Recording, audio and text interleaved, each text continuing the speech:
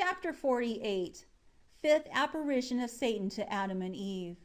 After this Satan called to his hosts, all of which came to him and said to him, "O our Lord, what will we do?" He then said to them, "You know that this Adam, whom God created out of the dust, is the one who has taken our kingdom. Come, let us gather together and kill him, or hurl a rock at him and at Eve, and crush them under it."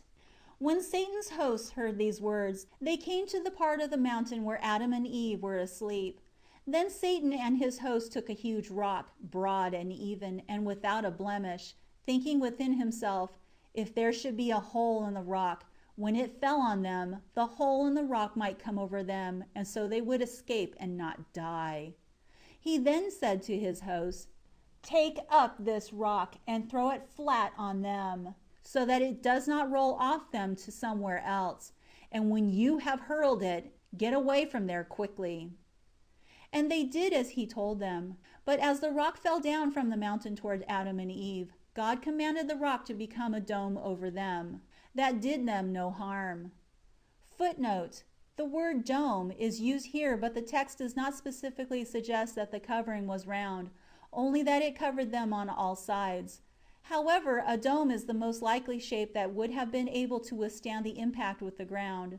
From verse 9 that says, "When they saw it," and verse 11 that says, "Shut us up in this prison," we can conclude that the dome had holes in its sides that were big enough to let in light and air but were too small to allow Adam and Eve to escape. Another conclusion would be that the holes were large but too high up for Adam and Eve to reach. However, the former is more likely. End footnote. And so it was by God's order. But when the rock fell, the whole earth quaked with it, and was shaken from the size of the rock. Footnote: in verse 7 of the next chapter, 49, God tells Adam and Eve that the ground was also lowered under them. "I commanded the rock under you to lower itself." End footnote. And as it quaked and shook, Adam and Eve woke from sleep and found themselves under a dome of rock.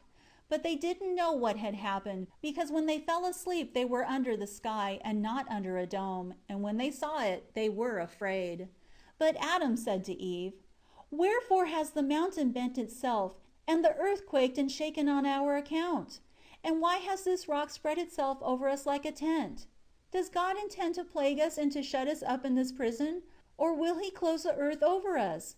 He is angry with us for having come out of the cave without his order, and for our having done so on our own accord, without consulting him, when we left the cave and came to this place."